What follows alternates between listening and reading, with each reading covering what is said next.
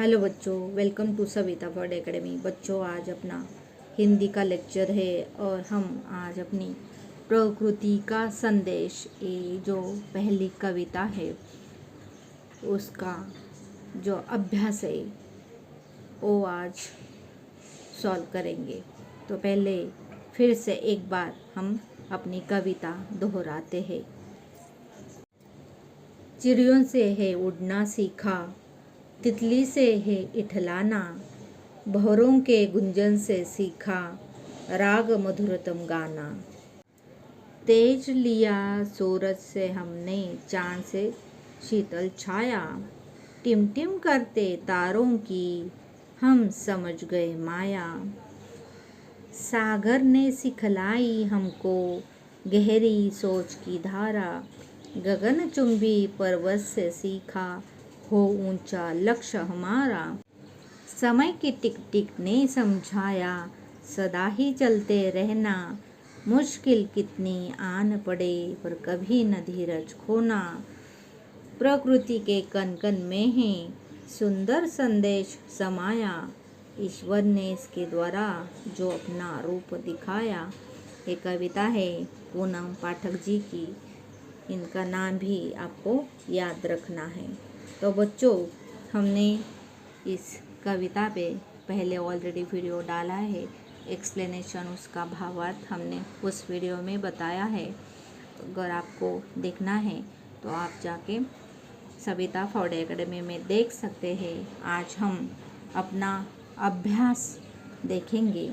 इस कविता से जो भी मौखिक है उससे पहले देखते हैं। दिए गए प्रश्नों के उत्तर मौखिक रूप में दीजिए। हमने तेज किससे लिया है? हमने तेज सूरज से लिया है। चिड़िया हमें क्या सिखाती है? चिड़िया हमें उड़ना सिखाती है। सदा चलते रहना हमने किससे सीखा? समय के टिक टिक से हमने सदा चलते रहना सीखा है। अभी देखते हैं लिखित अभ्यास। दिए गए प्रश्नों के उत्तर लिखिए। प्रश्न है क हमें किस बात पर धैर्य नहीं खोना चाहिए? हमें मुश्किल आने पर धैर्य नहीं खोना चाहिए। ख नंबर, गगनचुंबी पर्वत से हमने क्या सीखा है? गगनचुंबी पर्वत से सीखा हो ऊंचा लक्ष्य हमारा। हमेशा लक्ष्य ऊंचा रखना है, ये हमने गगनचुंबी पर्वत से सीखा है। तो बच्चों, अभी हम हैं पेज नंबर 10 पर। तो चलो आगे का क्वेश्चन देखते हैं। ग नंबर, सुंदर संदेश किस में समाया हुआ है? प्रकृति के कण कण में है सुंदर संदेश समाया। घ, ईश्वर ने किसके द्वारा अपना रूप दिखाया है? ईश्वर ने प्रकृति के द्वारा अपना रूप दिखाया है। अभी है बहुवैकल्पिक ई नंबर। यह है प्रश्न तीसरा। दिए गए प्रश्नों के सही उत्तर पर सही टिक का निशान लगाइए। यहाँ देखिए क नंबर, हमने इठलाना किससे सीखा है? हमने इठलाना तितली से सीखा है। यहाँ पे टिक करनी है ऐसी। ख नंबर, मुश्किल आने पर हमें क्या करना चाहिए? धैर्य रखना चाहिए। जो पहला वाला है वही बराबर है, उसको टिक करना है यहाँ पे। ग नंबर, चांद हमें क्या देता है? तो चांद हमें शीतल छाया देता है, तो उसे स्क्वायर में टिक करना है। आगे का क्वेश्चन है, दी गई अधूरी पंक्तियाँ पूरी कीजिए। आपको कविता यहाँ पे कंप्लीट करनी है। तेज लिया सूरज से हमने, चांद से शीतल छाया, टिम टिम तारों की हम समझ गए सब माया। आगे का है लास्ट वन, प्रकृति के कण कण में है सुंदर संदेश समाया, ईश्वर ने इसके द्वारा जो अपना रूप दिखाया। आप कविता देके यहाँ के फिलअप्स कंप्लीट कर सकते हो, लिख सकते हो। आगे है पेज नंबर 11। तो आगे का क्वेश्चन है पठित बोध पर आधारित। नीचे दी गई पंक्तियों को पढ़कर प्रश्नों के उत्तर चुनिए। सागर ने सिखलाई हमको गहरी सोच की धारा, गगनचुंबी पर्वत से सीखा हो ऊंचा लक्ष्य हमारा। ऊंचा लक्ष्य हमने किससे सीखा है? किससे सीखा है? तितली से, सागर से, भंवरों से या पर्वत से? पर्वत से सीखा है, इसलिए इसे टिक करनी है। आगे का है, सागर ने हमको क्या सिखाया है? सागर ने गहरी सोचने के लिए, गहराई में जाके सोचने के लिए सिखाया है। लक्ष्य का पर्यायवाची है क्या? परिणाम है, श्रम है, उद्देश्य है या उपरोक्त सभी है? उद्देश्य। ओके। व्याकरण की बात, वे शब्द जिनके अर्थ लगभग समान होते हैं उसे पर्यायवाची शब्द कहलाते हैं। जैसे उपवन, बाग, बगीचा, चिड़िया, पक्षी, खग आदि। तो चलिए, यहाँ पे है दिए गए शब्दों के दो दो पर्यायवाची शब्द लिखिए। तो सूरज के लिए हमने लिखा है दिनकर, रवि। सागर के लिए है समुद्र, जलधि। ईश्वर के लिए है परमेश्वर, परमात्मा। पानी के लिए नीर, जल। और चांद के लिए है चंद्रमा और चंदा। अगले पेज पर दिए गए वर्णों को समझकर दो दो शब्द लिखिए। ड से डर, डाकिया और डकैत। आगे का है ड, सड़क। ड के नीचे डॉट है ना? सड़क, पेड़, घड़ी। ढ से ढक्कन, ढोल, ढोलक। ढ, उसके नीचे जो डॉट है ढ।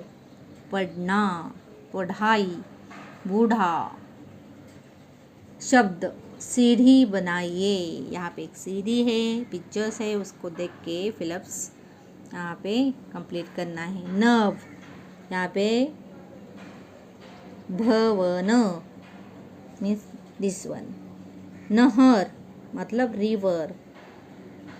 यहाँ पे रथ और थर्मस, ये है थर्मस। यहाँ पे सड़क, यहाँ पे पतंग और यहाँ पे गधा।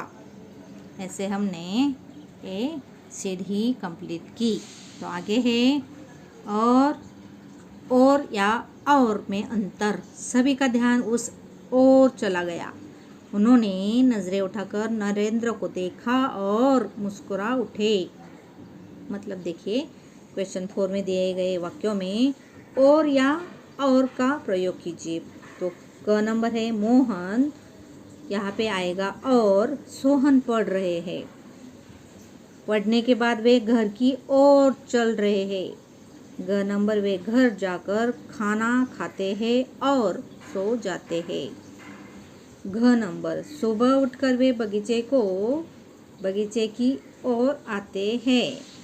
ड नंबर, बच्चों ने उगते सूरज की ओर देखा।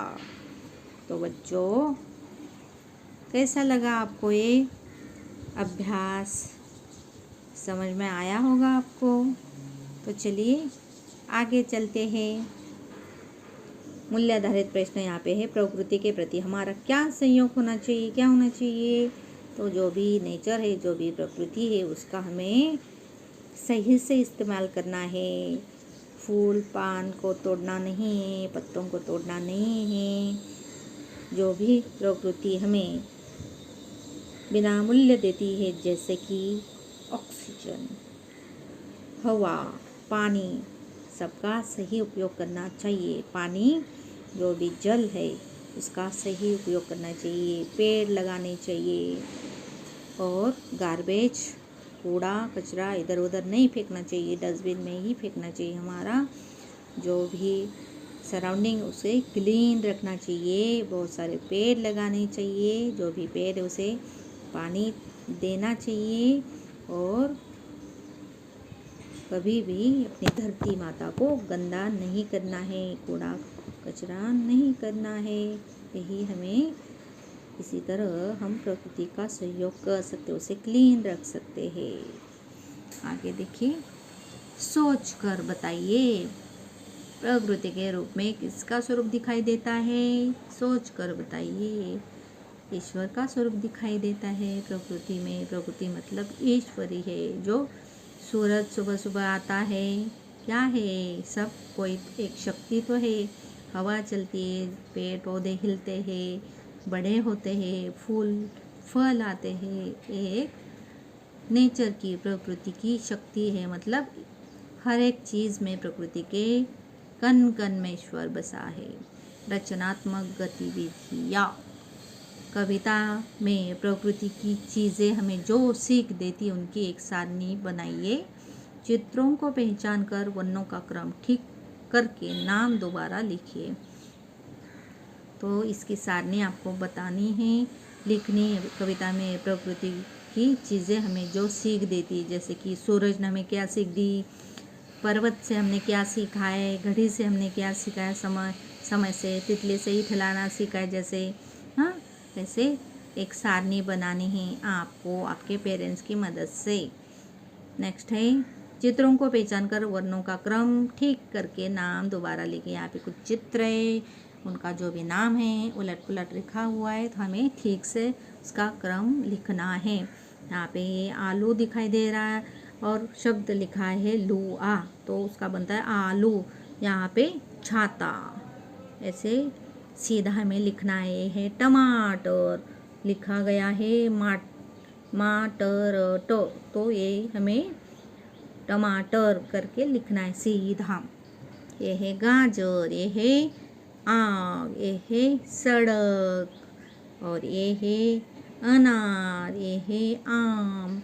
यहाँ पे लिखना है हमें बस। रोचक बातें, हर एक चैप्टर में हम कुछ अच्छा मैसेज, वैल्यू तो सीखते ही हैं। तो हमारे धरातल पर बहुत सारा कचरा देखने को मिलता है।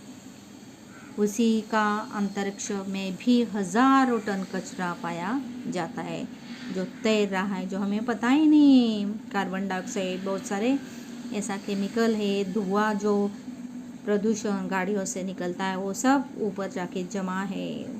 उसका भी तकलीफ हमें इन फ्यूचर हो जाएगा। इसलिए बहुत सारे पेड़ लगाने ज़रूरी है और कूड़ा कचरा डस्टबिन में ही डालना है।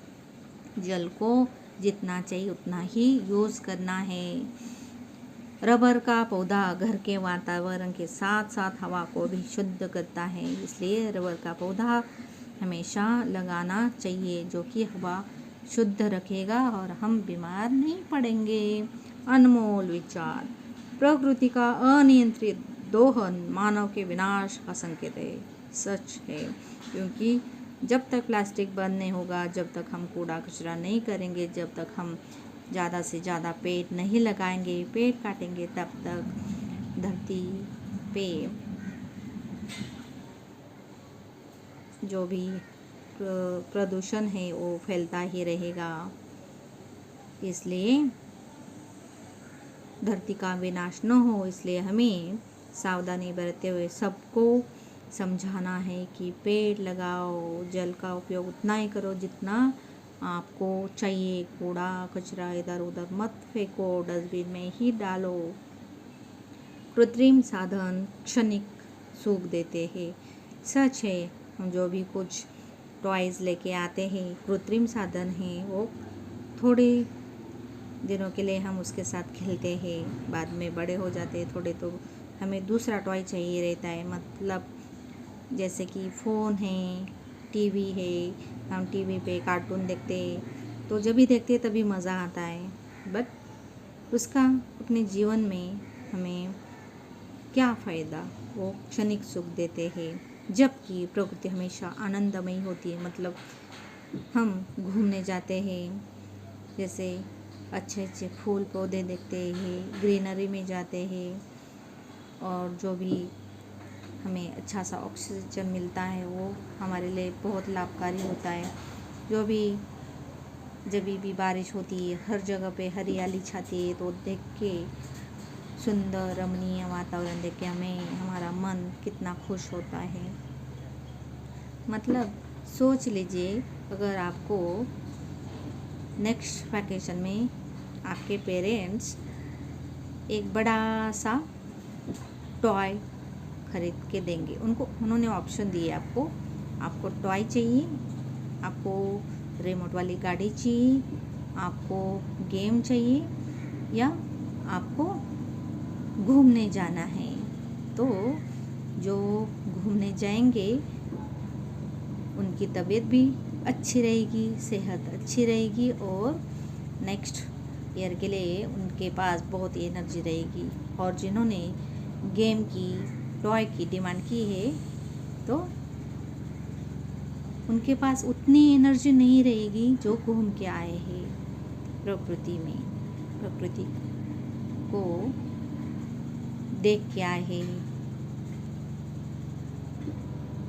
आया बच्चों फर्क समझ में?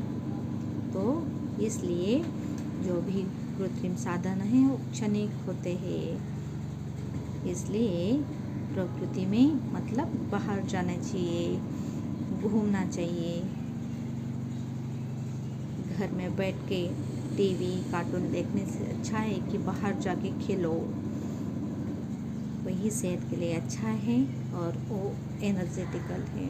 तो बच्चों मैं आशा करती हूँ जो भी हमने अभ्यास किया है, क्वेश्चन आंसर देखे हैं, आपको फर्स्ट वर्कशीट हिंदी सब्जेक्ट के लिए बहुत उपयोगी सिद्ध होंगे। थैंक यू बच्चों।